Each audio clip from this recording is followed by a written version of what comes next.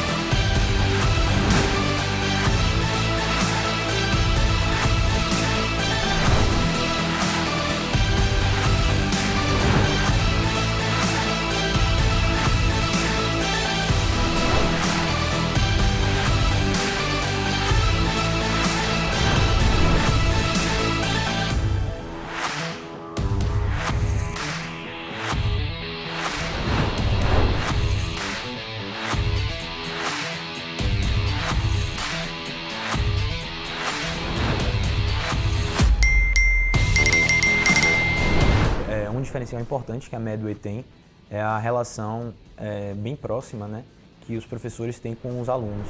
Fazer o curso tirou muita angústia que eu tinha, facilitou muito a jornada aí, no sentido de entregar alguns tópicos já que a gente precisa. Os professores estão sempre bastante presentes. A Medway me mostrou que eu poderia mudar a minha formação como médica e não só como concurseira naquela época. Então ela mudou meu mindset para que eu viesse preparada para São Paulo para ser uma grande residente, mas também uma grande médica no futuro.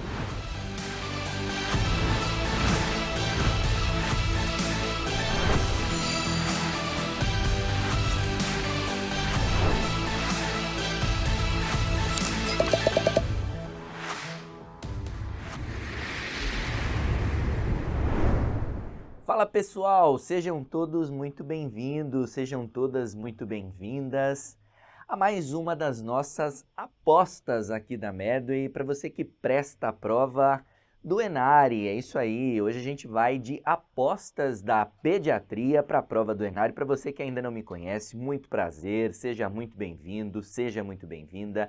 Eu me chamo Lucas Pena, eu sou médico pediatra pela USP de Ribeirão Preto. E eu vou conversar hoje aqui com vocês sobre a prova do ENARE que está chegando. O que é que você precisa focar nessa tua reta final nos estudos? E eu vou começar já trazendo para vocês como é que é a prova do ENARE, uma prova nova, uma prova aí que tem 2 anos apenas de banca. O que a gente percebeu, quais foram as nossas análises, as análises da equipe da Medway? Bom, a prova de pediatria do ENARE, pessoal, é uma prova de nível moderado. As questões geralmente são assertivas e objetivas. Geralmente não tem questão para você falar verdadeiro ou falso, é mais raro.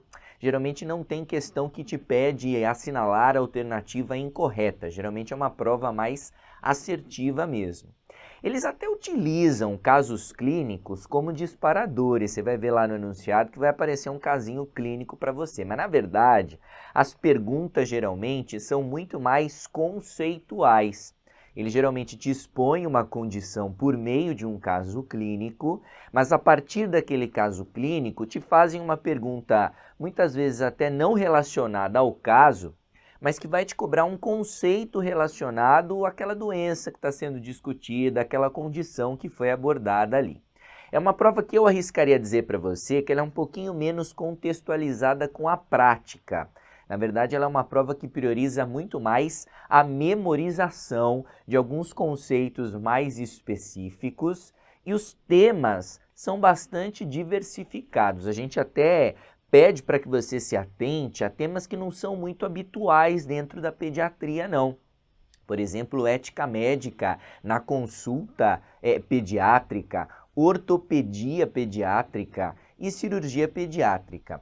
Ética médica e cirurgia pediátrica eu vou conversar um pouquinho aqui com vocês hoje, porque existe um padrão de questões, eu sei que a prova é nova, mas existe um padrão de questões, a gente identificou e a gente vai trazer para você aí 2 temas que podem ser abordados com grande chance na tua prova agora de 2023, porque sem sombra de dúvida vem se repetindo ao longo desses 2 últimos anos. O que é que vale a pena você dar uma relembrada para essa tua prova? Ó, vale a pena você se atentar à sala de parto, à oncohematologia pediátrica, a intestino, e a gente vai trazer algumas patologias aí para você, algumas questões que vale a pena você se atentar em relação a esse tema, doenças gastrointestinais em pediatria.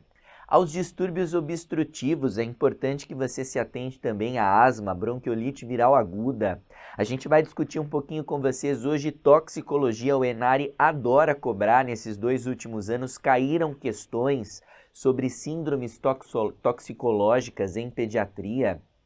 Eles também gostam de cobrar algumas doenças infecciosas do período neonatal. Você está vendo que neo cai bastante na prova do Enari, tanto sala de parto quanto doenças infecciosas do período neonatal, sífilis, HIV, toxoplasmose. É importante que você se atente a essas doenças, às infecções de vias aéreas superiores e um pouquinho também de imunizações. Agora, o realmente mais específico da prova do Enari, que eu quero conversar aqui com vocês hoje, temas que não são tão habituais dentro da pediatria, é, por exemplo, o atendimento ao adolescente, algumas particularidades desse atendimento, algumas questões envolvendo a ética no cuidado com o adolescente.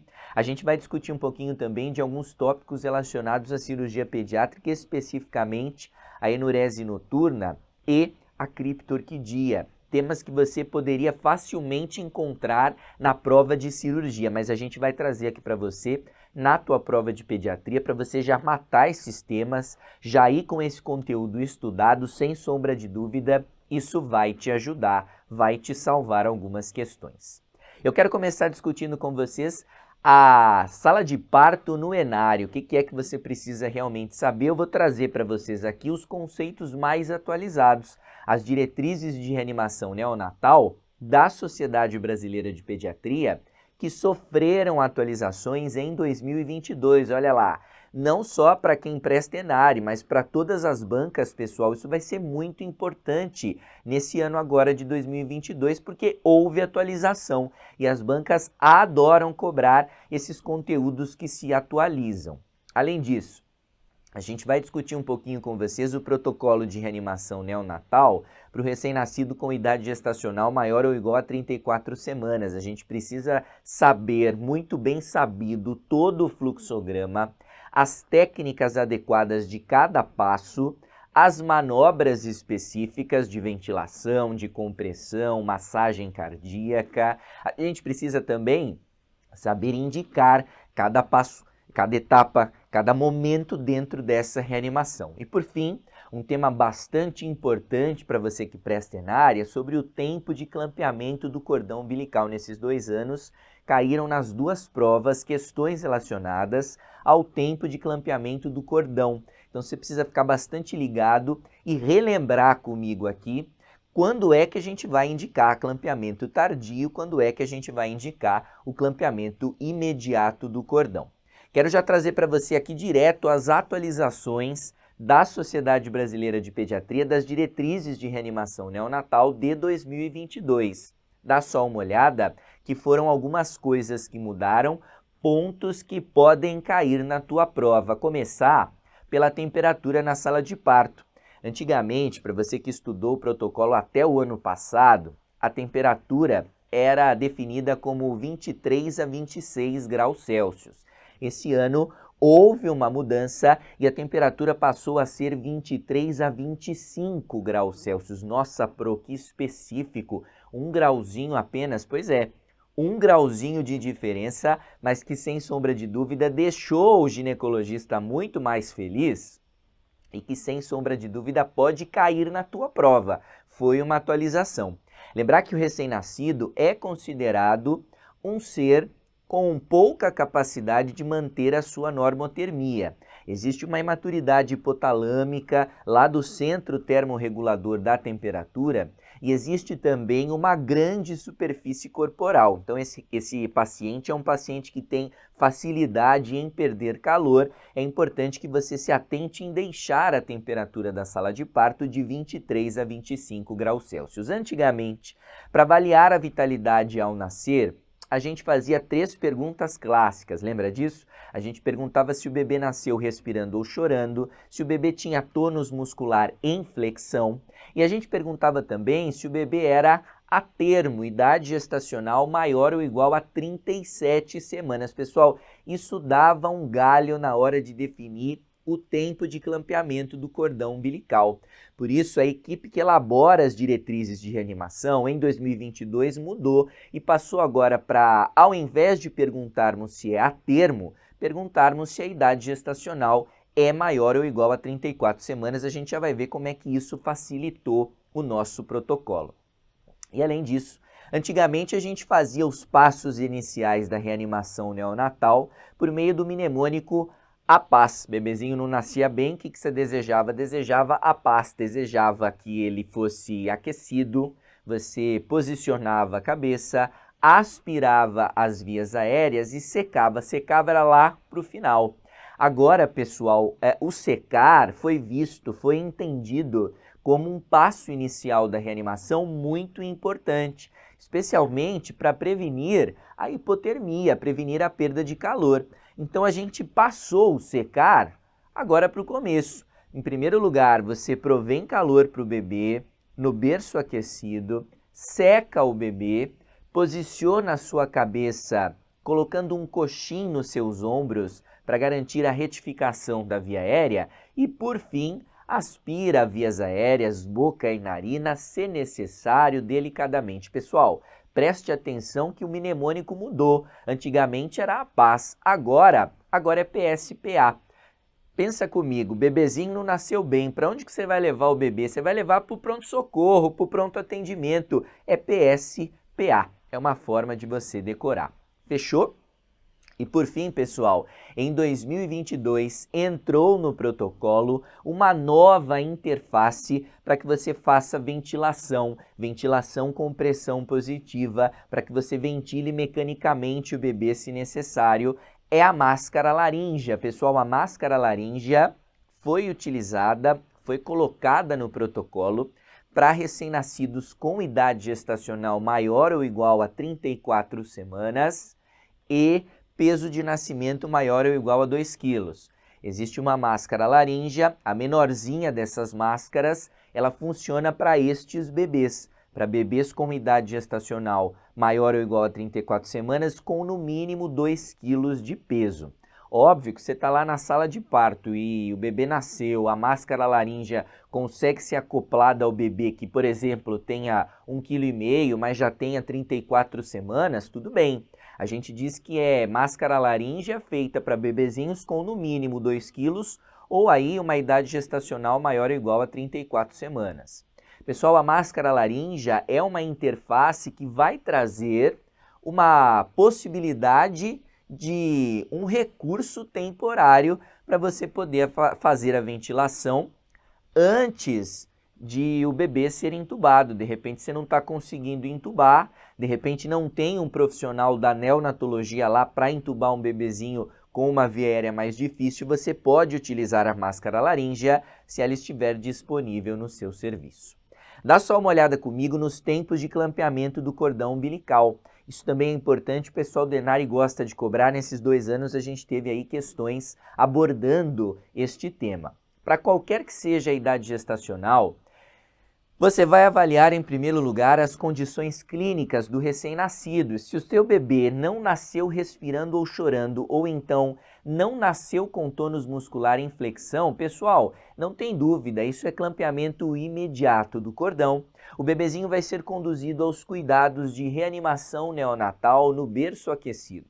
Agora, se o teu bebê tem mais de 34 semanas, idade gestacional maior ou igual a 34 semanas, e nasceu respirando ou chorando, e nasceu com tônus muscular em flexão, está autorizado o clampeamento tardio do cordão umbilical, acima de 60 segundos. A gente fala agora mais que 1 minuto, não necessariamente de 1 a 3 minutos, mais do que 1 minuto. Mas, se o teu bebezinho nasceu com idade gestacional menor do que 34 semanas, mas nasceu com boas condições clínicas, nasceu respirando ou chorando e nasceu com tônus muscular em flexão, está autorizado a ser submetido a um clampeamento também dito tardio. É um clampeamento intermediário, se você for pensar. O clampeamento tardio a gente conhece como aquele clampeamento que é realizado acima de 60 segundos. Aqui não. Aqui a gente vai fazer um clampeamento de 30 a 60 segundos. A gente diz que é um clampeamento tardio para o recém-nascido abaixo de 34 semanas. Quer decorar? Decora sim. É um clampeamento intermediário. Eu posso fazer um clampeamento tardio de 30 a 60 segundos. Fechou? Tem algumas condições especiais que você deve se atentar. Por exemplo, um recém-nascido filho de uma mãe HIV. Pessoal, na Febrasgo e no Ministério da Saúde, a depender da carga viral, a depender da adesão da mãe ao tratamento antirretroviral durante a gestação, você pode ter que fazer o clampeamento imediato. Mas para a SBP 2022, atualização para você desse ano.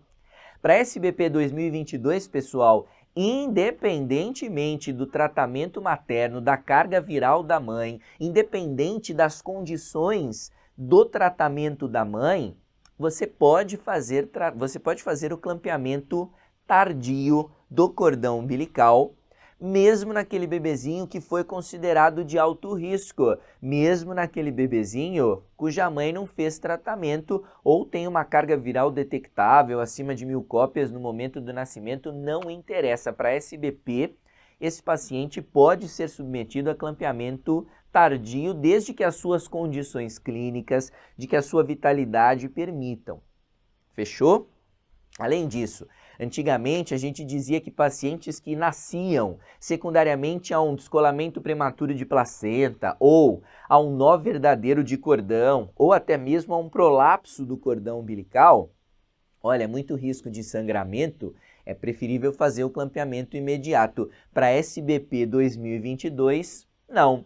Os trabalhos mostram que não existe benefício conclusivo em se fazer clampeamento imediato para estes bebês. Você pode fazer clampeamento tardio a depender das condições clínicas do teu recém-nascido. Vamos dar uma revisada nesse fluxograma então, ó. Bebezinho nasceu. Você vai fazer as 3 perguntas relacionadas à vitalidade ao nascer. E se ele respondeu sim para todas elas, ele vai para os cuidados de rotina. Pessoal, lembra dos cuidados de rotina? A gente vai prover calor para o bebê, colocá-lo no contato pele a pele com a mãe, fazer o clampeamento tardio do cordão umbilical. A gente vai também secar esse bebê, desprezar os campos úmidos, auscultar o precórdio deste paciente só para garantir que a frequência cardíaca esteja acima de 100. A gente vai tomar cuidado com a sua via aérea para garantir que a via aérea fique pérvia e não permitir aí obstruir essa via aérea durante esse contato pele a pele.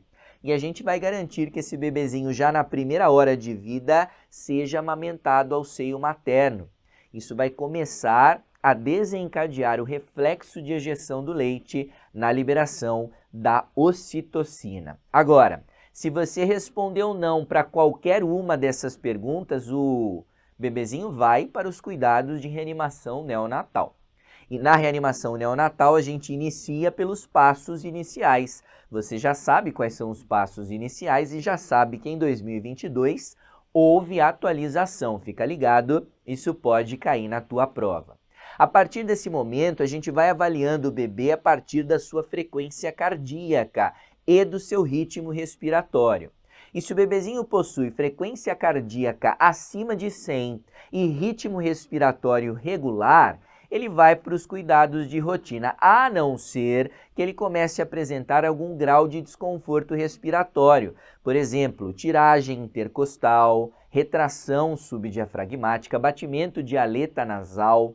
Se isso acontece, você transfere o bebezinho para um fornecimento de oxigênio, para alguma fonte de oxigênio que vá garantir que esse bebê melhore o seu potencial, o seu padrão respiratório. Uma alternativa é você colocá-lo no CPAP. O CPAP, pessoal, é uma pressão expiratória positiva final na via aérea que vai fazer com que o alvéolo desse bebê esteja sempre aberto.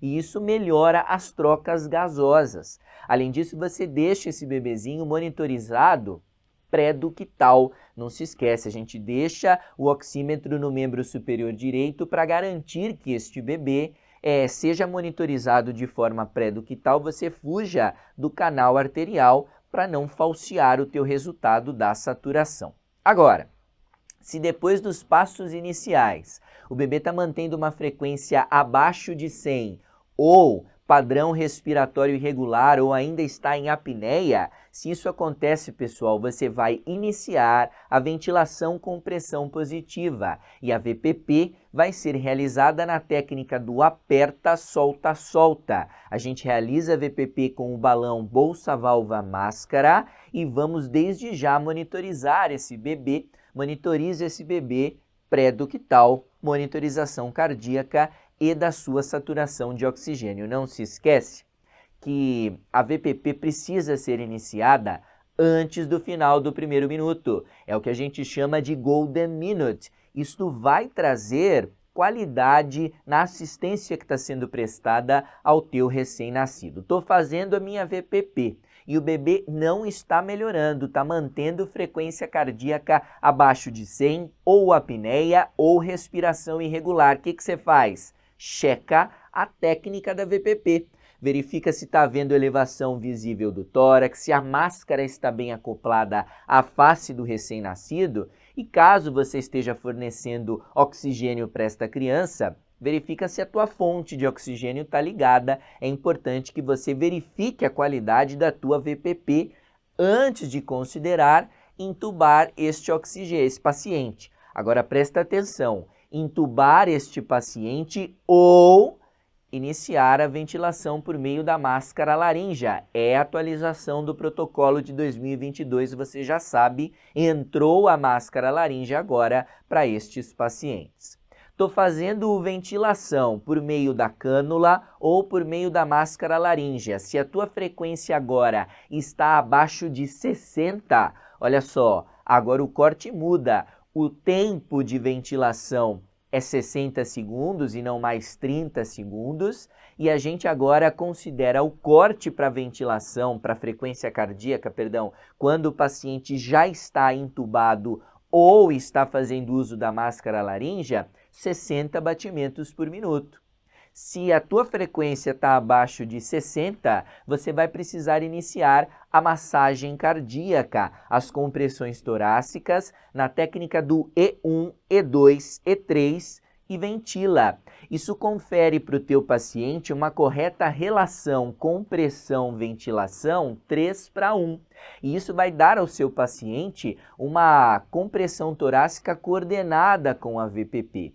Nesse momento, teu bebezinho já precisa estar recebendo oxigênio a 100%. E enquanto você está fazendo a compressão torácica e a ventilação, um outro profissional vai estar lá tentando cateterizar o umbiguinho do bebê. Por quê? Porque vai que seja necessário, vai que a sua frequência cardíaca se mantém abaixo de 60 e vai que é necessário infundir alguma droga vasoativa. Pessoal, a principal droga vasoativa da reanimação neonatal é a adrenalina endovenosa. A gente faz na dose de 0,01 miligrama por quilo por dose na diluição padrão, 1 para 10 mil. A gente faz adrenalina pelo cateterismo, a partir do cateterismo venoso, ou também, se o teu bebezinho tiver algum sinal de hipovolemia, você pode infundir soro. Geralmente a gente infunde 10 ml por quilo de soro fisiológico para o recém-nascido. Este é o fluxograma que você precisa ter na tua cabeça para o recém-nascido acima, com idade gestacional maior ou igual a 34 semanas, é o que o pessoal do Enari costuma cobrar de vocês. De sala de parto, é isso que eu tinha para falar. Agora, como eu disse a vocês, o Enari também curte falar sobre patologias intestinais dentro da pediatria. A gente vai trazer para vocês aqui hoje a diarreia e a gente vai discutir especificamente as etiologias principais de um quadro de diarreia aguda. Vamos discutir um pouquinho sobre parasitoses intestinais, especificamente as principais características clínicas de cada uma delas, e vamos trazer para vocês também os principais parasitas eumintos que causam síndrome de Löffler. Pessoal, esse é um tema que o Enari gosta e você vai recapitular comigo, vai lembrar o que é essa síndrome e quais são os eumintos que costumam causar síndrome de Löffler. A gente vai também discutir um pouquinho sobre os distúrbios funcionais do trato gastrointestinal. Caíram acho que 2 questões no Enari nos anos anteriores sobre distúrbios funcionais, especificamente os principais aspectos clínicos e os principais sinais de alarme para doenças orgânicas, ou seja, aquelas doenças que não são funcionais, que estão relacionadas a doenças específicas, causas secundárias específicas. Falando em diarreia, a gente define como diarreia a presença de uma diminuição da consistência das fezes e ou um aumento no número de evacuações. Essa é a definição clássica de diarreia. A Sociedade Brasileira de Pediatria ainda coloca um número para você. Eles definem que é considerado diarreia ter 3 ou mais evacuações amolecidas ou líquidas em um período de 24 horas. E a gente classifica a diarreia de acordo com o tempo de duração em diarreia aguda, aquela que dura menos de 2 semanas, diarreia persistente, aquela que dura de 2 a 4 semanas, e diarreia crônica, aquela que dura mais do que 4 semanas. Em relação à diarreia aguda, a principal etiologia das diarreias agudas é a infecção viral. Geralmente é uma diarreia autolimitada e cujo manejo vai envolver especificamente hidratação e suplementação do zinco. Lembrar que o zinco é um mineral extremamente importante, um elemento que vai fazer parte da borda em escova. O zinco vai participar da borda em escova do teu epitélio intestinal e quando um paciente tem diarreia aguda, esse zinco, juntamente com várias enzimas, acaba saindo pelas fezes e a borda em escova, o teu epitélio intestinal, perde o zinco, que é extremamente importante para a recuperação destas células da mucosa intestinal. Por isso que a gente acaba suplementando o zinco para estes pacientes. Quero lembrar com vocês que a presença de sangue na diarreia faz com que a gente classifique essa diarreia como disenteria e as disenterias têm como principais agentes etiológicos as bactérias, especialmente, pessoal, a Shigella, que é o agente etiológico mais comum. A gente vai lembrar também da Salmonella, da E. coli enterohemorrágica e do Campylobacter. São bactérias que estão mais habituadas, que estão mais habitualmente relacionadas aos processos de diarreia com sangue e às disenterias. Nestes casos, a gente está autorizado a fazer o uso do antibiótico. Cuidado que no Enari já caiu isso, ó. A gente utiliza o antibiótico especialmente para estes pacientes que estão evoluindo com disenteria, cuja principal suspeita são estes agentes especificamente. A gente utiliza geralmente o ciprofloxacino, pode-se utilizar a azitromicina também. E para pacientes mais graves que vão necessitar de internação hospitalar, a gente acaba utilizando uma cefalosporina de 3ª geração, o ceftraxone. Eu quero relembrar com vocês aqui as principais parasitoses intestinais, as suas principais características clínicas. Pessoal, a gente vai dividir estas parasitoses especificamente nos grupos, nos agentes etiológicos que causam estas doenças. E a gente vai dividir nas doenças que são causadas por nemateumintos, os vermes de corpo cilíndrico, em que a gente vai ter os principais parasitas relacionados às enteroparasitoses que vão cair na tua prova do ENARE. A gente não pode se esquecer do Ascaris lumbricoides, que é sem sombra de dúvida o causador da ascaridíase e cuja principal característica que pode cair na tua prova é o fato de que estes parasitas podem se enovelar. Esses parasitas se multiplicam e, em proliferações maciças, podem causar um enovelamento destes vermes, levando a um quadro de semioclusão ou até mesmo oclusão intestinal. O paciente vai chegar para você com um quadro de abdômen agudo obstrutivo. Isso pode ser secundário a um enovelamento do Ascaris, pode aparecer na tua prova. Além do Ascaris, a gente lembra também do Ancylostoma duodenale ou do Necator americanus, dois agentes que estão relacionados à ancilostomíase, ao amarelão. Lembra da doença do Jeca Tatu? Ele mesmo, ó. O Ancylostoma duodenale e o Necator americanus são famosos por trazerem ao paciente a anemia ferropriva.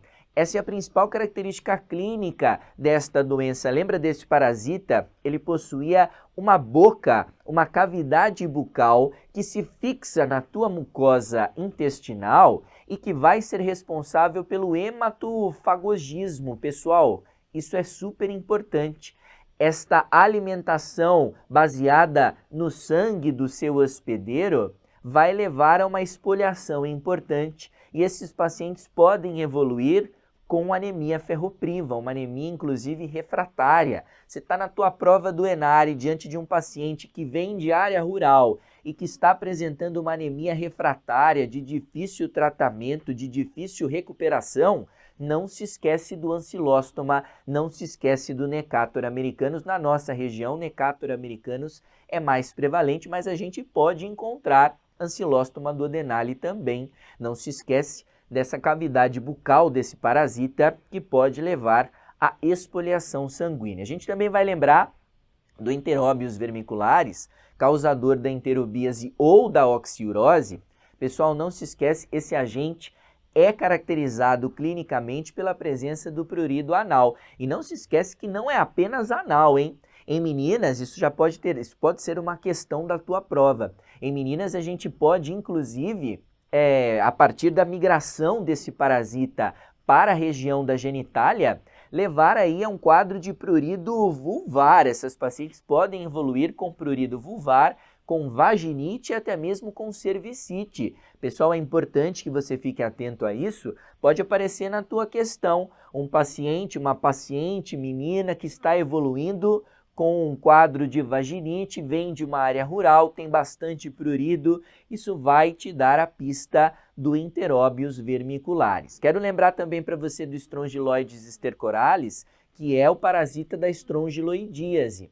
Esse é um parasita que na tua questão, algum dado vai aparecer relacionado à imunossupressão. Esses pacientes geralmente são acometidos por manifestações mais intensas quando existe algum grau de imunodeficiência.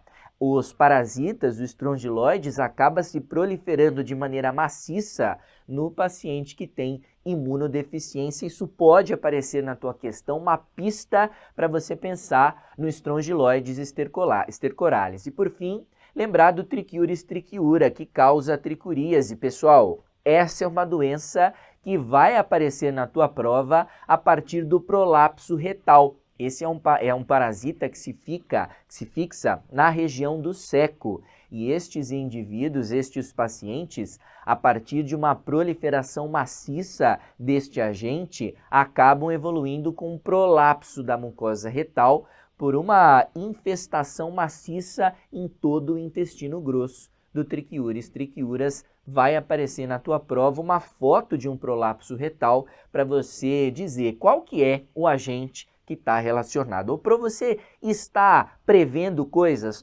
estou prevendo coisas porque é o que mais cai. Então é importante que você tenha isso na manga, estas pistas diagnósticas para você descobrir o agente. Além disso, a gente tem doenças enteroparasitárias que são também causadas pelos plateumintos. A principal delas é a tênia solium. A tênia solium, pessoal, vai cursar com a famosa teníase. A teníase é uma doença que pode cursar com tenesmo. A teníase, pessoal, é uma doença que pode cursar inclusive com a famosa neurocisticercose. A neurocisticercose pode levar a crises epiléticas, a hipertensão intracraniana e o mais comumente associado aos distúrbios psíquicos que podem aparecer na neurocisticercose. É importante que você se lembre da teníase, uma doença causada pelo plateuminto, um verme de corpo achatado, é uma doença que pode aparecer na tua prova com essas duas manifestações, com a teníase e com a neurocisticercose. Não se esquece dela, a pista são as manifestações clínicas. A gente vai falar também de doenças causadas por protozoários, em especial a entamoeba histolística e a giardia lamblia. A entamoeba histolítica, pessoal, vai causar a amebíase. E a principal característica dessa doença vai ser a ocorrência de uma disenteria. Esses pacientes podem evoluir com diarreia desabsortiva, com tenesmo, com dor abdominal, mas o que vai matar na tua prova vai ser a presença dos abscessos extraintestinais, especialmente o abscesso hepático causado pela entamoeba histolística, uma doença causada por um protozoário que reveste. A entamoeba ela vai revestir a sua mucosa intestinal e ela pode inclusive gerar trofozoítos que vão colonizar o fígado, gerando um abscesso intestinal. O paciente pode chegar na tua prova com uma formação de abscesso lá no fígado, um abscesso hepático. Isso pode aparecer na tua prova e você precisa ficar ligado pela possibilidade de uma amebíase. E por fim, uma outra doença causada por protozoário é a giardia, a giardíase, pessoal, em que na sua maioria é assintomática, é bastante prevalente a giardíase aqui no nosso país. Mas, não se esqueça, esse é um parasita que forra toda a sua mucosa intestinal e que vai levar a uma má absorção intestinal. A giardia faz um atapetamento da sua mucosa intestinal.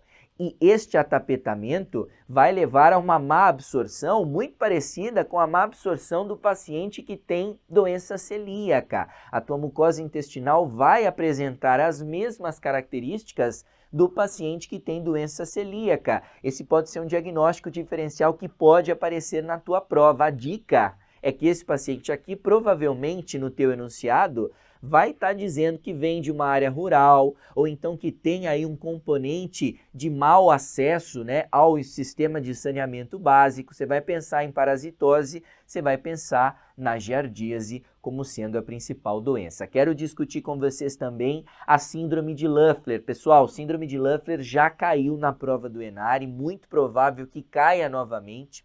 A gente define como uma síndrome relacionada à passagem do parasita pelo pulmão.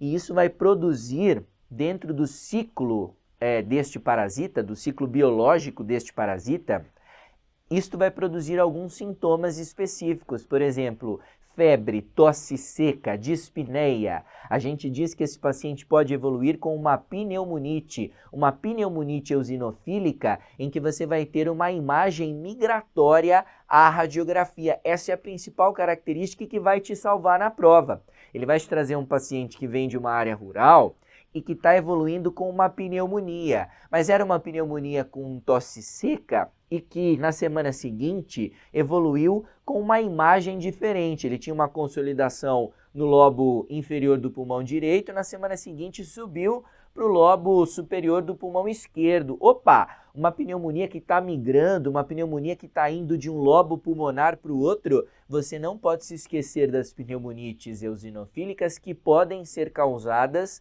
pelo parasita, ação direta do parasita dentro do parênquima pulmonar. Fica ligado que esses parasitas saem do intestino, atravessam a mucosa intestinal e se disseminam de forma hematogênica por toda a circulação sanguínea, vão passar inclusive pelo fígado, pelo coração e chegam no pulmão. Esse parasita, inclusive no pulmão, pode ascender a via aérea e esses parasitas podem ser exteriorizados a partir da tua laringe, da tua faringe, e o paciente vem com vômitos contendo estes parasitas, ou esse parasita pode ser inclusive deglutido. O pessoal costuma ter um pouco de nojo nessa hora, mas fica tranquilo, porque esta deglutição você já sabe, vai levar o parasita para onde? Vai levar o parasita novamente para o intestino. E aí você forma então o ciclo biológico desse agente com o parasita migrando para o pulmão. A passagem pulmonar é que causa a síndrome de Löffler, que causa eosinofilia periférica moderada nestes pacientes. Geralmente, esse quadro é um quadro autolimitado e tem uma regressão espontânea dentro de um mês. Olha só a imagem que mostrava inicialmente uma consolidação no lobo médio do pulmão direito e que depois ali de 15 dias, essa consolidação migrou e veio aqui para o lobo superior do pulmão esquerdo. Não se esquece, isso é característica de uma pneumonite eosinofílica causada pelos parasitas que cursam com síndrome de Löffler. Eu tenho certeza que você está aí, eu não me lembro quem são esses parasitas. É isso que o Enari vai te cobrar. A banca adora querer saber se você sabe quais são esses parasitas. E para você decorar, eu vou trazer para você que os eumintos envolvidos são 5. A gente vai falar do Strongyloides stercoralis, do Ascaris lumbricoides, que inclusive é o agente mais frequente, do Necator americanus, do Toxocara canis e do Ancylostoma duodenale. Formou um mnemônico aqui para você. É o Santa. O Santa é o mnemônico que você vai utilizar para decorar, para se lembrar dos parasitas que causam síndrome de Löffler. Não se esquece, estes parasitas não tem nada de santinho não. Esses parasitas são realmente do mal, vão causar síndrome de Löffler. Quero discutir com vocês também, dentro do tópico intestino, alguns distúrbios funcionais do intestino. Alguns distúrbios que vão aparecer para você na sua prova como distúrbios que não são atribuíveis a nenhuma causa orgânica, não existe nenhuma doença envolvida. Geralmente a fisiopatologia destes distúrbios é multifatorial, mas não é porque eles são diagnósticos de exclusão que eles não possuem critérios clínicos para fazer o diagnóstico. Ao contrário, os critérios clínicos são muito bem estabelecidos, mas você realmente estabelece o diagnóstico após ter excluído outras causas que cursem com aquela sintomatologia. Portanto, a gente diz que é um diagnóstico de exclusão. Os principais representantes são a dispepsia funcional, a síndrome do intestino irritável, a constipação funcional e a tal da enxaqueca abdominal. O que eu preciso que você saiba destes distúrbios para a tua prova do Enari? Eu preciso que você se lembre quais são os principais sinais de alarme para você pensar em distúrbios não funcionais, em distúrbios orgânicos. Por quê? Porque se você pensar em distúrbio funcional, nenhum destes sinais pode aparecer e o teu diagnóstico vai ser de exclusão. Agora, se o teu examinador do Enari coloca para você uma criança que está com failure to thrive, o que é isso? Dificuldade para crescimento. Uma criança que está perdendo peso, uma criança que possui diarreia noturna ou sangue nas fezes sem acontecer nenhuma fissura. Uma criança que está apresentando algum tipo de vômito bilioso. Vômito não bilioso, tudo bem, mas um vômito bilioso. Uma criança que está apresentando algum tipo de anormalidade anatômica, uma anomalia sacral, uma anomalia glútea. Pessoal, qualquer item desta tabela, tanto da história clínica quanto do exame físico, se isso aparecer no teu enunciado, isso aí não é distúrbio funcional. Até que se prove o contrário, você vai precisar investigar para saber se não existe nenhuma outra doença que esteja realmente relacionada a esta patologia, a esta sintomatologia. Não se esquece disso, isso é extremamente importante. Dá uma boa fixada nessa tabela e especialmente diante de uma criança com um déficit de crescimento ou com história de diarreia noturna, diarreia com sangue associada sem estar associada a fissura, uma criança com alguma normalidade anatômica ou até mesmo com história familiar de patologias intestinais, você vai precisar ficar ligado em doenças que não sejam funcionais. Por exemplo, aí uma fibrose cística, uma doença celíaca. Pessoal, uma questão que caiu no Enare foi sobre síndrome do intestino irritável. Eles perguntavam assim, dentre as características, qual é a característica que não está relacionada a nenhuma patologia orgânica, nenhuma doença orgânica secundária aí que pudesse estar manifestando a diarreia do paciente, a dor abdominal do paciente. E aí é muito interessante, pessoal, que lá na síndrome do intestino irritável, você pode ter história de diarreia, inclusive com muco. A presença do muco não vai excluir para você a possibilidade de uma doença orgânica, mas qualquer outra destas condições que aparecem aqui na tua tabela, quaisquer outras dessas condições, sim. Se aparecer no teu enunciado qualquer uma dessas condições, aí sim, você pode realmente pensar em uma doença orgânica, mas a presença de muco nas fezes não está necessariamente relacionada a uma patologia orgânica, pode ser apenas um distúrbio funcional. Fechou? Sobre intestino era isso. Essas são os principais tópicos que vão cair na tua prova. Quero discutir com vocês também um pouquinho sobre toxicologia. O Enare adora cobrar toxicologia, especialmente a abordagem inicial da suspeita de intoxicação. Quando que você vai suspeitar de intoxicação? O manejo inicial dessa intoxicação e dentro das síndromes tóxicas, as principais características clínicas de cada síndrome. A gente vai discutir um pouquinho também sobre acidente com himenópteros. A gente vai discutir um pouco sobre acidente com abelhas, que caiu na tua prova do Enare. É importante que você dê uma atenção para este acidente específico dentro da pediatria. Bom, como é que a gente vai fazer então o manejo desses pacientes? O manejo desses pacientes começa a partir de uma abordagem inicial que vai seguir o ABCDE do mesmo jeito. A gente vai estabilizar o paciente, a gente vai proceder à descontaminação. A descontaminação desse paciente pode ser feita a partir, por exemplo, de uma lavagem gástrica. A gente vai ver quais são as indicações de uma lavagem.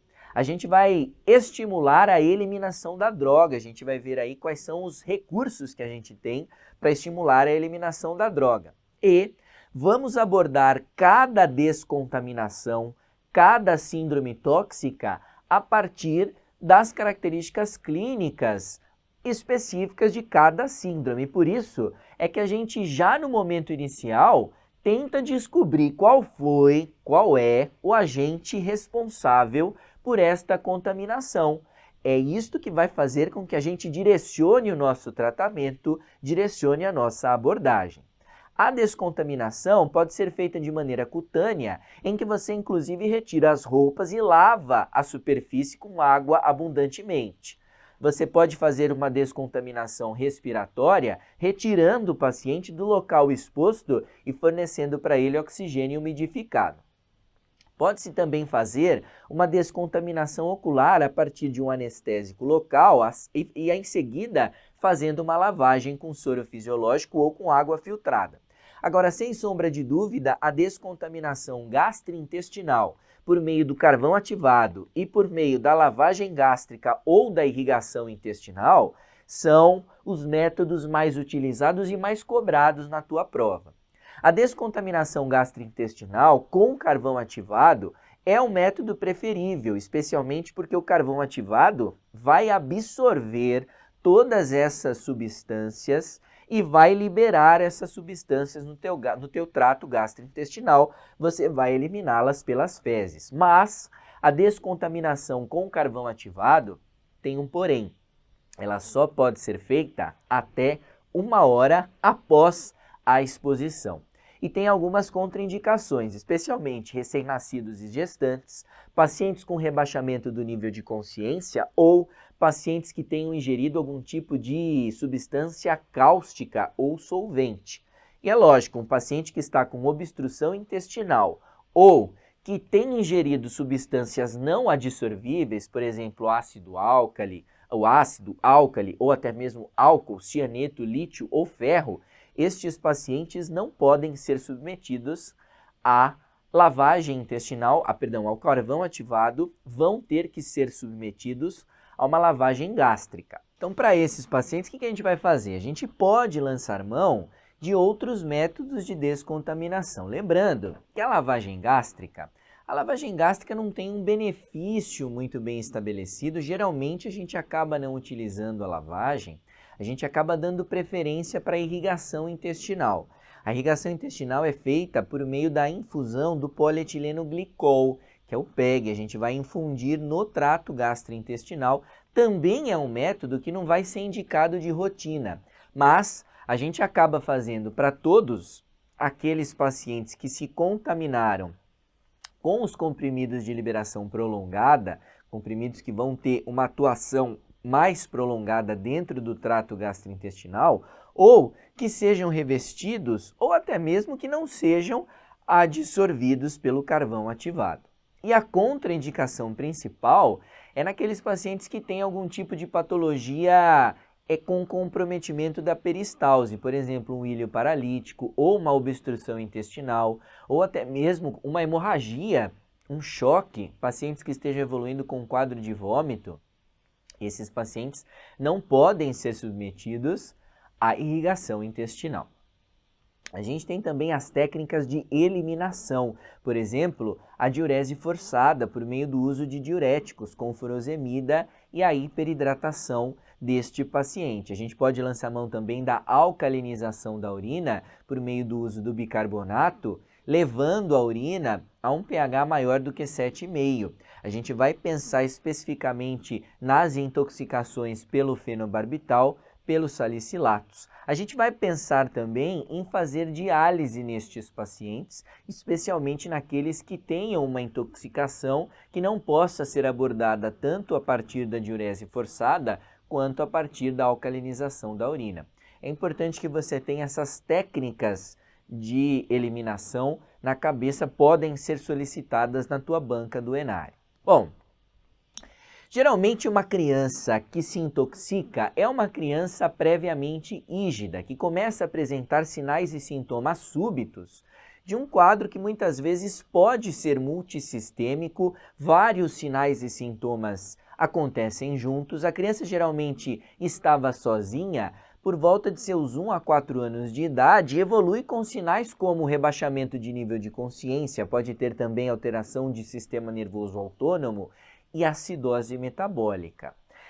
Isso é o genérico. Agora, como que a gente vai fazer para suspeitar de uma síndrome toxicológica específica? Quero lembrar com vocês, dá uma fixada nisso comigo, da síndrome simpático-mimética. A síndrome simpático-mimética geralmente vai ser causada pela cocaína, pela anfetamina, pelo êxtase, pela efedrina e pela pseudoefedrina. Esses pacientes vão evoluir com sinais e sintomas característicos da ativação do sistema nervoso autônomo simpático. Então, esses pacientes vão ficar com estado hiperalerta, alucinados, geralmente mais agitados e podem evoluir inclusive com paranoias.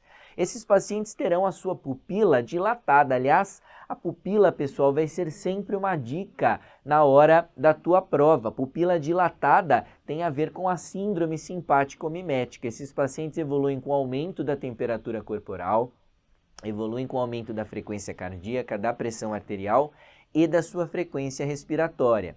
A gente também verifica nesses pacientes a presença de sudorese excessiva, é a famosa diaforese. Esses pacientes evoluem com tremores e podem apresentar convulsão. Os antídotos que a gente utiliza, não existe. A gente não tem antídoto para a síndrome simpático-mimética, uma síndrome que vai aparecer na tua prova, pupilas dilatadas, não se esquece. Agora, a gente tem também intoxicações por agentes imidazólicos. Os principais representantes são a nafazolina. Aliás, esta é uma intoxicação muito frequente no pronto atendimento pediátrico. A Enária adora cobrar. Por quê? A nafazolina é um medicamento que está contido nos descongestionantes nasais. E as mamães, às vezes, acabam utilizando no desespero algum tipo de descongestionante. Esses pacientes acabam evoluindo com a ativação do seu sistema alfa-2 adrenérgico. Esses pacientes acabam evoluindo com taquicardia, acabam evoluindo com piloereção, com hiperreflexia. Esses pacientes evoluem também com hipotermia, agitação, ficam mais pálidos e também evoluem com diaforese. Mas, diferentemente dos pacientes que têm ativação simpático-mimética, esses pacientes acabam evoluindo com hipotensão, com bradicardia e podem evoluir ainda com apneia. Pessoal, é diferente da síndrome simpático-mimética. Os sinais vitais aqui, ó, estão diminuídos. A gente tem hipotensão, lá a gente tinha hipertensão arterial. Também não temos antídotos para estes pacientes. Na síndrome anticolinérgica, aí é o contrário, né, pessoal? Na síndrome anticolinérgica, a gente vai ter, sem sombra de dúvida, um paciente que evolui com um estado hipervigil de agitação e pode evoluir com delírio e fala acelerada.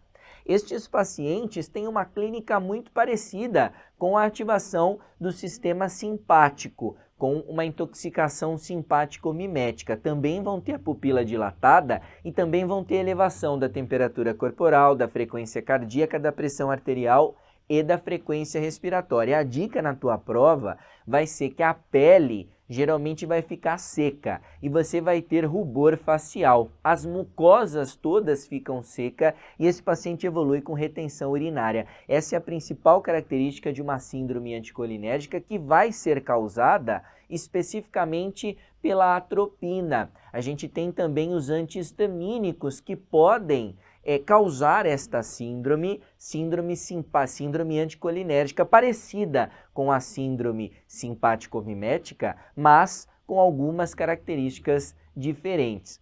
Isso na prova de PED pode aparecer com paciente que usa antidepressivo tricíclico também. Por exemplo, aí, antidepressivos que estão sendo utilizados na família, às vezes é a mãe que usa, pode aparecer na tua prova. Mãe utiliza antidepressivo e a criança evolui com uma clínica sugestiva de síndrome anticolinérgica, fica ligado. Aqui, pessoal, a gente tem o bicarbonato de sódio como sendo um antídoto que pode ser utilizado no caso dos antidepressivos tricíclicos.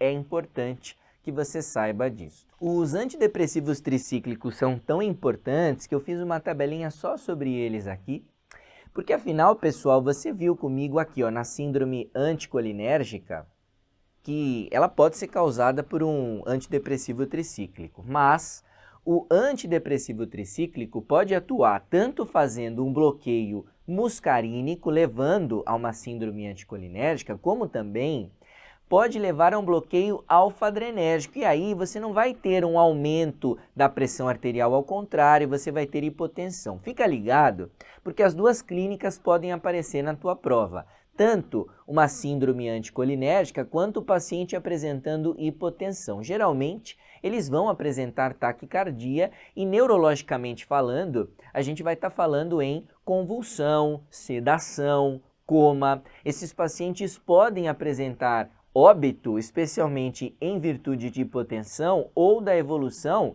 com torsades, que pode ser um ritmo que vai aparecer no eletrocardiograma para você. Geralmente a gente usa como antídoto o bicarbonato de sódio, então fica ligado que é um medicamento que pode trazer manifestações diferentes na tua prova. Você precisa ficar ligado a depender do bloqueio do receptor que pode estar sendo ativado aí. Tanto o bloqueio muscarínico, quanto o alfa-adrenérgico, quanto o bloqueio dos canais de sódio. Quero lembrar com você também da síndrome colinérgica, uma síndrome que vai estar relacionada a, especificamente, intoxicação por carbamatos e por organofosforados. A gente vai estar falando de alguns venenos aqui de forma específica. Esta síndrome é uma síndrome que vai ser oposta à síndrome simpático-mimética. A gente vai ter um paciente que vai evoluir com bradicardia, um paciente que vai evoluir com pupilas que estão mióticas, pupilas que estão constritas, esse paciente vai evoluir com convulsão, com letargia, pode evoluir com coma. Estes pacientes acabam evoluindo com broncoespasmo, com cialorreia, com lacrimejamento. Então, diferente da síndrome anticolinérgica, em que o paciente acaba ficando mais seco, esse paciente fica molhado. Esse paciente acaba evoluindo com cialorreia, lacrimejamento, com incontinência urinária, com fasciculação e pode evoluir com fraqueza muscular. O principal agente aí é o carbamato e o organofosforado. A gente tem, sem sombra de dúvida, como os principais antídotos a atropina e também a pralidoxima, pessoal, um agente que a gente pode utilizar para fazer aí antídoto para estes agentes que são responsáveis pela síndrome colinérgica. E quero trazer também um pouquinho sobre a intoxicação por opioides. Você que vai para a tua prova do ENAR e fica ligado, isso pode aparecer na tua prova. Um paciente que evolui com rebaixamento de sistema nervoso central e coma, especificamente a partir da intoxicação pela heroína, pela morfina ou pela metadona. Agentes opioides que podem levar a miose pupilar. A gente vai ter também diminuição da temperatura, da frequência cardíaca, da pressão arterial e da frequência respiratória. Esses pacientes acabam evoluindo com hiporreflexia, com depressão respiratória e geralmente no exame você vai verificar marcas de agulha. Não é tão frequente na pediatria, mas é importante que você se atente a isto. A gente tem como antídoto clássico o uso do naloxone. E quero lembrar também para vocês a intoxicação pelos sedativos hipnóticos, uma clínica bastante parecida com a clínica da depressão pelos opioides, mas uma clínica que vai cursar com hiporreflexia, cianose e depressão respiratória. O principal agente que a gente vai ter aí são os benzodiazepínicos, pode ter também intoxicação pelo barbitúrico e, claro, uma intoxicação alcoólica também pode levar a uma síndrome sedativa hipnótica, em que esses pacientes também vão ter miose pupilar e esses pacientes têm um antídoto muito classicamente utilizado, especialmente para os benzodiazepínicos, que é o flumazenil. Para estes pacientes, lembra que eu falei a vocês, a gente pode fazer a alcalinização da urina como uma técnica de eliminação. E por fim, quero trazer para vocês a síndrome extrapiramidal, que vai ter como principal agente responsável o fenotiazínico ou até mesmo a bromoprida, mas na tua prova de pediatria pode aparecer esse carinha aqui, ó, a metoclopramida, muito utilizado, os pacientes acabam utilizando para vômitos, medicamentos como bromoprida e metoclopramida. Você pode ter uma síndrome caracterizada por sonolência associada a uma dilatação pupilar, olha lá. Neste caso, a gente tem midríase. Neste caso também a gente tem tremores, a gente tem a própria hipertonia, a gente tem distonia, a mímica facial fica pobre, o choro fica monótono. Em relação ao antídoto, a gente utiliza o biperideno. Fica com estas síndromes na cabeça, isso vai ser cobrado na tua prova. E para finalizar o tema toxicologia, eu quero relembrar para vocês aqui os acidentes com himenópteros, acidente por abelha, que caiu no ano passado aí na prova do ENAR e pode ser que caia novamente. As abelhas são insetos que apresentam ferrões verdadeiros. A gente vai ter especificamente acidente por abelha, vespa e formiga. A gente vai falar em acidentes que o veneno é injetado através desse ferrão e cujo quadro clínico vai depender do número de ferroadas, do local que foi acometido e da susceptibilidade alérgica do paciente. Agora fica ligado que quando um paciente apresentou um acidente e teve uma reação alérgica, especialmente por um himenóptero, a gente não vê nenhuma relação de gravidade com futuros acidentes. Isso já foi questão do ENAR também. Então não é porque ele já teve um acidente com uma abelha, com uma vespa, com uma formiga, que você vai ter um próximo acidente cumulativo, um próximo acidente mais grave. Essa relação não é vista nos acidentes por himenópteros. As principais reações são localizadas ou até mesmo reações sistêmicas. A gente vai ter reações tóxicas ou alérgicas. Lembrando que as reações tóxicas estão relacionadas geralmente à dor, a edema, a presença de hemólise, a rabdomiólise e a insuficiência renal aguda. A gente vai ter reações alérgicas também, especialmente caracterizadas pela urticária, pelo angioedema, pelo broncoespasmo e até mesmo um quadro de anafilaxia. Esses acidentes raramente evoluem para reação sistêmica e, como eu disse a vocês, não tem uma relação muito bem estabelecida entre a gravidade e a reação inicial destes pacientes. Então, não é porque ele teve uma reação grave no começo que quando ele for exposto novamente, quando ele for picado novamente, ele vai ter aí realmente um acidente mais grave. Essa relação não é bem estabelecida. A gente nunca retira, pessoal, os ferrões com pinças, a gente sempre faz a raspagem do ferrão com a lâmina. O diagnóstico, infelizmente, não é feito a partir de exames específicos, a gente vai se basear no quadro clínico e muitas vezes na presença aí do agente. Quero lembrar com vocês também algumas características específicas do atendimento de adolescentes, em que você pode ter situação de quebra de sigilo. Então fica ligado porque existem condições específicas em que você pode quebrar o sigilo. Essas questões aparecem no ENARE nos últimos 2 anos, sempre tem uma questão envolvendo a ética do atendimento com o adolescente, mas estas questões costumam ser fáceis, basta que você se norteie pela lógica e pelo bom senso. A gente nunca pode esquecer de respeitar as decisões do adolescente. Eu vou trazer um pouquinho também sobre situações de violência não muito habituais. Olha só, em que situações a gente pode e deve quebrar o sigilo? Pessoal, é importantíssimo que você garanta a assistência adequada para este adolescente e, claro, não se esquecer de que a gente está falando de um grupo que ainda não tem uma condição de autogestão 100% bem estabelecida.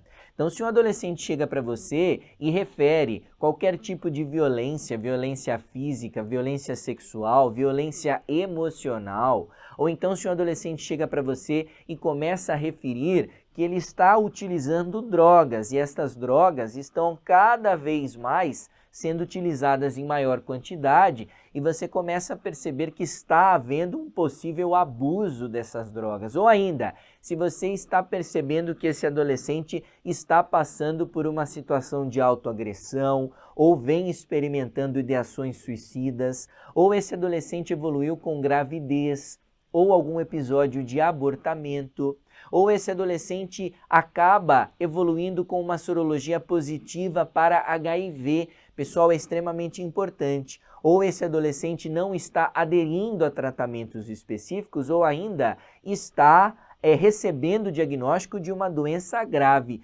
Pessoal, estas situações precisam ser compartilhadas com os pais, com os responsáveis pelo adolescente. Nessas situações, está permitido e deve-se quebrar o sigilo. Agora, um adolescente que está namorando, iniciando a vida sexual, um adolescente que está experimentando alguma substância psicoativa sem apresentar nenhum sinal de dependência, o adolescente que está desenvolvendo a sua sexualidade independente da orientação sexual, um adolescente que deseja utilizar algum tipo de contraceptivo, sendo que vai aderir a esse tratamento, que tenha maturidade suficiente para aderir ao tratamento. Um adolescente que tenha alguma doença sexualmente transmissível, mas em que você não tem uma situação de violência sexual, nem uma situação de positividade para o HIV, nessas condições, o sigilo deve ser mantido, garantindo aí um atendimento adequado a este adolescente, respeitando a sua individualidade. A gente precisa respeitar as decisões do adolescente, garantindo acesso e apoio à rede pública e privada, direito à realização dos testes, tanto teste rápido para gravidez, quanto teste para HIV e teste rápido para sífilis, e até 12 anos incompletos, a gente pode fazer a testagem e a entrega dos exames do HIV na presença dos pais ou responsáveis. Acima de 12 anos, a gente vai fazer isso seguindo o princípio da autonomia do adolescente. E caso o adolescente não teste positivo, a gente não necessariamente precisa quebrar o sigilo, ele decidiu fazer o teste de HIV, a gente pode fazer a entrega dos exames e a testagem sem a presença de um acompanhante. Isso aqui está no documento da Sociedade Brasileira de Pediatria, um documento que regulamenta o atendimento aos adolescentes. É uma questãozinha que pode muito bem cair na tua prova do ENARE. Um adolescente aí de mais de 12 anos que chega para você querendo testar HIV porque teve um relacionamento, uma relação sexual desprotegida. E aí, você vai fazer a testagem e vai entregar o resultado para o adolescente ou vai exigir a presença de um acompanhante? Toma cuidado, nesse caso você precisa respeitar a autonomia do adolescente e o desejo dele em relação à entrega desse resultado e à testagem propriamente dito. A gente respeita também, inclusive, o desejo do adolescente na hora de prescrever métodos contraceptivos. Esse adolescente tem total condição de ir ao médico sem acompanhante e que seja prescrito um contraceptivo, e esse adolescente pode utilizar esse método contraceptivo, qualquer que seja ele, inclusive medicamentos medicamentos contraceptivos, os anticoncepcionais, podem ser prescritos para as adolescentes sem problema nenhum, desde que você tenha maturidade suficiente para garantir que vai haver adesão ao tratamento. Eu sei que são situações polêmicas, mas pelos protocolos a gente pode fazer essa prescrição sem a necessidade de um acompanhante. Uma coisa que já caiu no ENARE é o seguinte: o adolescente vai participar de uma pesquisa científica. O adolescente precisa assinar o termo de consentimento? Precisa sim. O termo de consentimento livre e esclarecido precisa ser assinado pelo adolescente, inclusive, não apenas pelos seus acompanhantes. O adolescente precisa estar de acordo com a pesquisa a qual ele vai ser submetido. E olha só, exigir a obrigatoriedade da presença de um responsável para acompanhamento constitui uma lesão ao direito maior do adolescente. Isso aqui eu tirei nas palavras, na íntegra desse documento da SBP. Então você não pode exigir que esse adolescente seja atendido apenas na presença de um acompanhante. Você precisa garantir que esse adolescente tenha o direito de ter atendido sozinho de acordo com a sua decisão. Se ele concorda, uma boa estratégia é você fazer essa consulta em 3 momentos. Uma consulta em que você faz com o acompanhante, uma consulta em que você reserva um momento sem o acompanhante para o adolescente falar o que ele te precisa falar,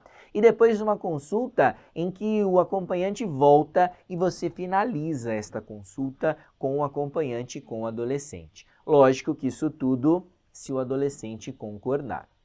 Além disso, quero trazer para vocês algumas violências que podem acontecer contra o adolescente. Já caiu na prova do ENARE também. A gente fica muito ligado na violência física, que se caracteriza por toda ação que afeta a integridade ou a saúde corporal do adolescente. Mas não é só isso. A gente tem também violência psicológica, que está caracterizada por qualquer conduta de discriminação, depreciação ou desrespeito em relação ao adolescente, podendo envolver inclusive ameaça, constrangimento, humilhação ou até mesmo manipulações. Às vezes, o adolescente pode estar sendo submetido a situações de violência no próprio ambiente domiciliar, uma violência psicológica que não está aparecendo, não parece uma violência, mas é.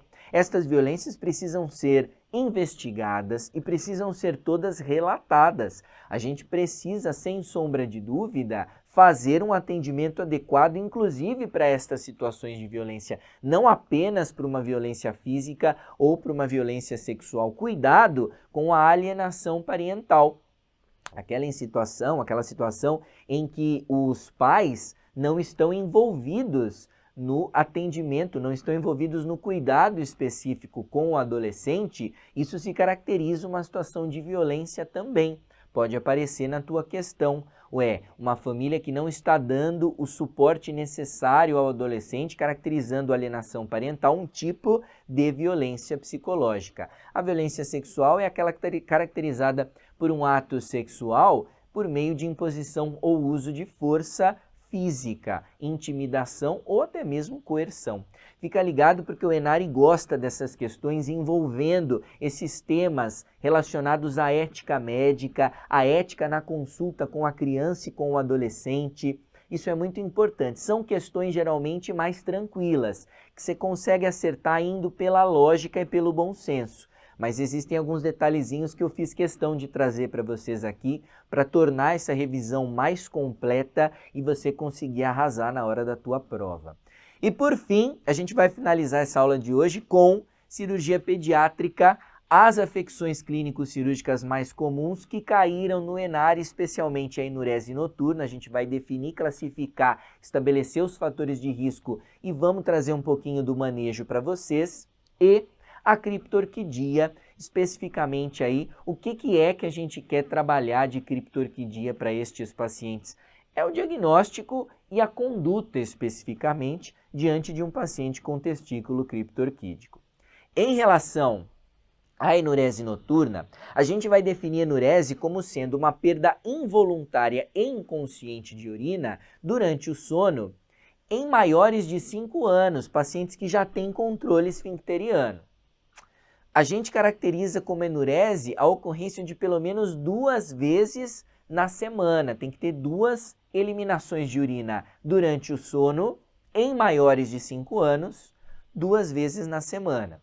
E a gente classifica como primária, aquela em que vai ter controle esfincteriano nunca obtido anteriormente, ou seja, o paciente nunca teve o controle esfincteriano, tem mais de 5 anos e esse paciente não consegue controlar o ato miccional durante o sono. Ou a secundária, quando aquele paciente perde um controle já apresentado por no mínimo 6 meses. Então ele já tinha 6 meses de controle esfincteriano e aí ele perde este controle. Lembrando, para todas essas classificações, o paciente precisa ter mais de 5 anos, que seria o momento em que você esperaria o controle esfincteriano destes pacientes.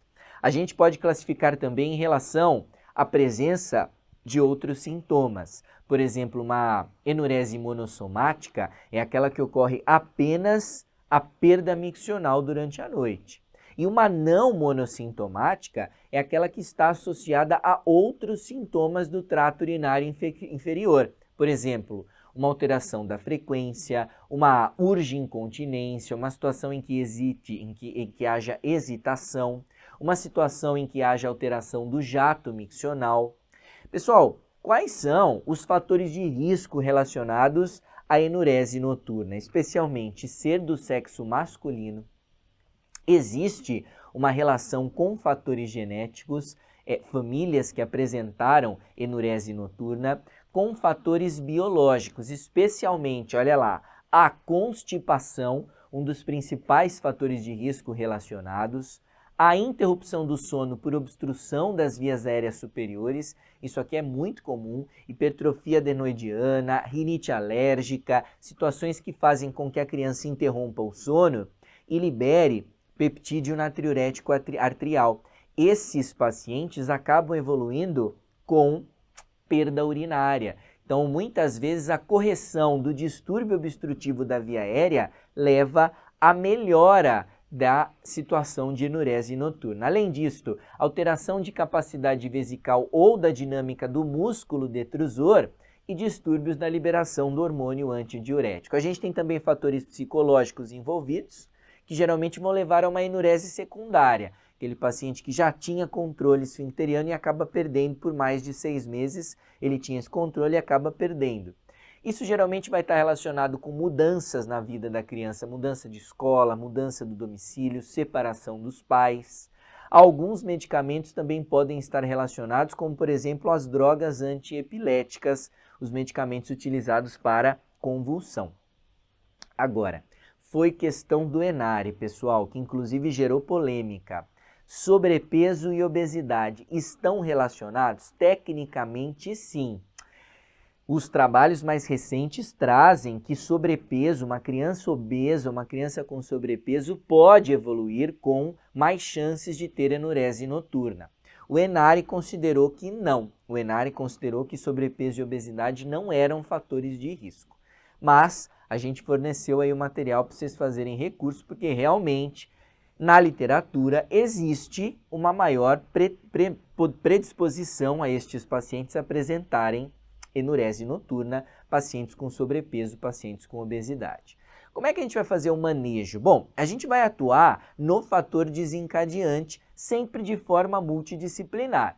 Então, evidentemente, se você tiver fatores biológicos e psicológicos envolvidos, você vai encaminhar este paciente para fazer uma abordagem multidisciplinar que vai envolver medidas não farmacológicas, por exemplo, medidas comportamentais, um diário, um alarme miccional, ou seja, você vai evitar dar muito líquido em quantidade exagerada no período noturno. Você pode fazer diários miccionais anotando os principais dias e momentos em que ocorre a perda urinária, envolver o paciente nos cuidados pós-miccionais, ou seja, na limpeza do lençol, na limpeza do colchão. Isso tudo precisa aparecer no dia a dia deste paciente, nos cuidados não farmacológicos. E em termos de cuidados farmacológicos, a gente utiliza geralmente a desmopressina, que é o DDAVP, uma medicação que vai estimular a liberação do hormônio antidiurético.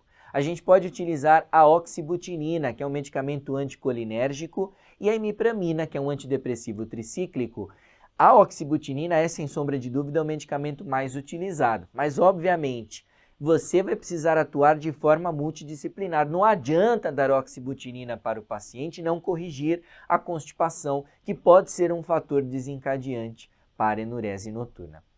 O pessoal do Enare gosta de identificação da enurese e também manejo, especialmente o manejo não farmacológico. Era isso que eu tinha para falar sobre enurese com vocês. Vamos finalizar falando sobre criptorquidia, que vai ser definida como a não descida dos testículos até o escroto, está frequente, mais presente nos recém-nascidos pré-termo, nos prematuros, e em 2 a 3% dos recém-nascidos a termo. O termo criptorquidia vai englobar o testículo ectópico e o testículo retrátil. O termo criptorquidia se refere a todas essas condições, mas obviamente um testículo retrátil vai ter um segmento, um testículo ectópico vai ter outro segmento, outro manejo, outra conduta. A gente vai observando estes pacientes e manejando separadamente estes pacientes a depender do tipo de criptorquidia que eles apresentem. A gente tem algumas doenças que estão associadas à criptorquidia, especialmente a hérnia inguinal. Vai aparecer em 90% dos casos se você estiver falando de uma criptorquidia unilateral e em 70% dos casos se você estiver falando de uma criptorquidia bilateral. Algumas síndromes genéticas, como a síndrome de Kallmann, caracterizada pela anosmia e pela hipoplasia dos bulbos olfatórios, a síndrome de Klinefelter, em que você vai ter aí alterações cromossômicas específicas, e a síndrome de Prader-Willi, lá no cromossomo 15, em que você tem realmente uma obesidade importante associada a características fenotípicas específicas, podendo estar associada também à criptorquidia. Os próprios DDS, né, pessoal, os distúrbios de diferenciação sexual, tanto 46XX quanto 46XY, esses distúrbios podem também estar mais relacionados à presença de criptorquidia.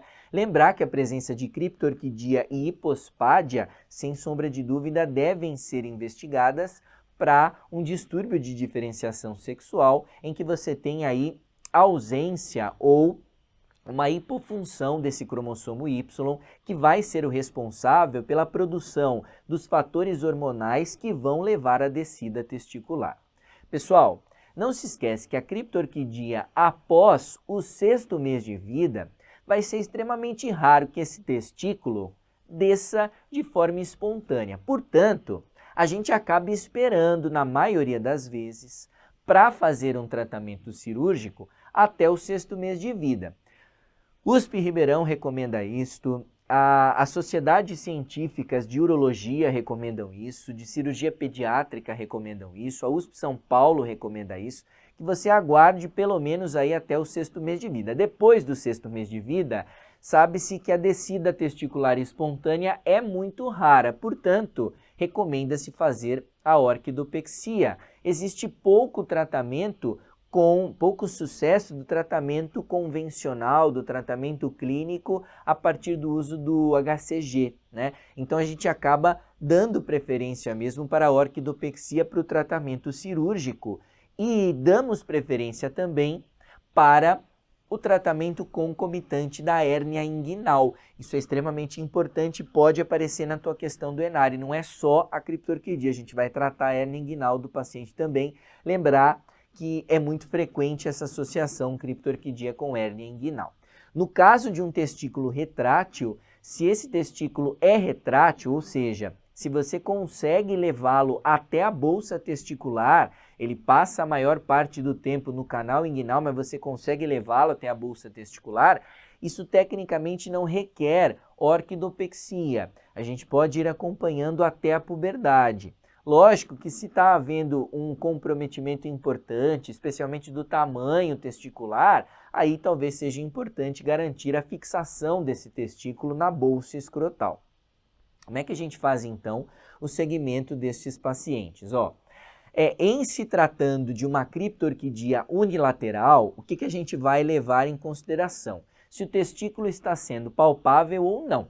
Se você tem uma criptorquidia em que o testículo é palpável no canal inguinal, não é um testículo retrátil, é um testículo criptorquídico, é palpável no canal inguinal, está ectópico, esse testículo não fica na bolsa escrotal, está recomendada a orquidopexia por ingnotomia.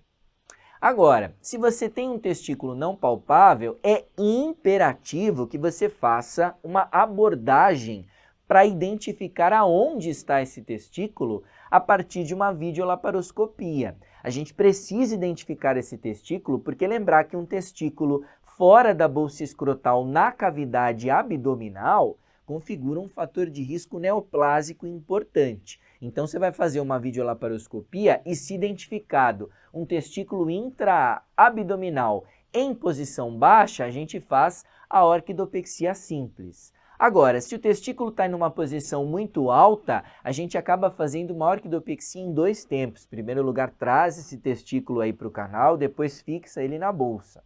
Se você tem um testículo criptorquídico bilateralmente, não se esquece. Se o testículo está no canal inguinal, a gente vai fazer a orquidopexia por ingnotomia bilateral. Agora, se você tem um testículo não palpável bilateralmente, é videolaparoscopia com ingnotomia e a depender da condição, você pode seguir inclusive fazendo uma ingnotomia em 2 tempos. Pode fazer a fixação desse testículo em 2 tempos também.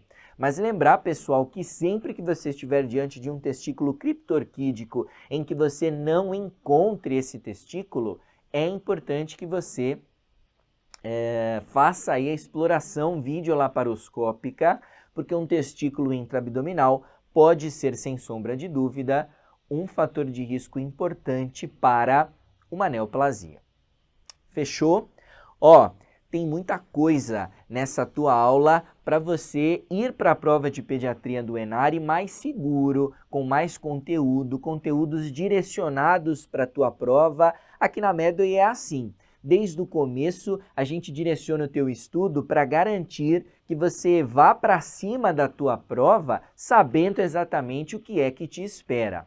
Eu desejo que você tenha uma excelente prova do Enare, bons estudos nessa reta final. Um grande abraço, boa prova, pessoal, para cima, até mais, tchau, tchau.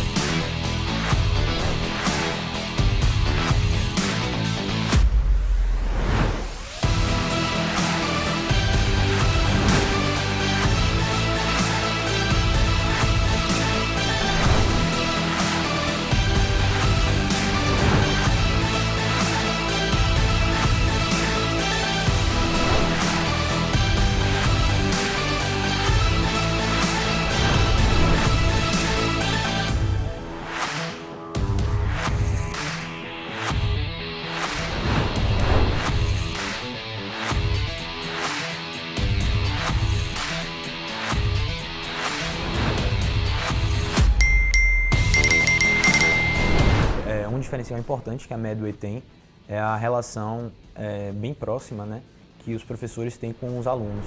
Fazer o curso tirou muita angústia que eu tinha, facilitou muito a jornada, aí, no sentido de entregar alguns tópicos já que a gente precisa. Os professores estão sempre bastante presentes. A Medway me mostrou que eu poderia mudar a minha formação como médica e não só como concurseira naquela época. Então ela mudou meu mindset para que eu viesse preparada para São Paulo, para ser uma grande residente, mas também uma grande médica no futuro.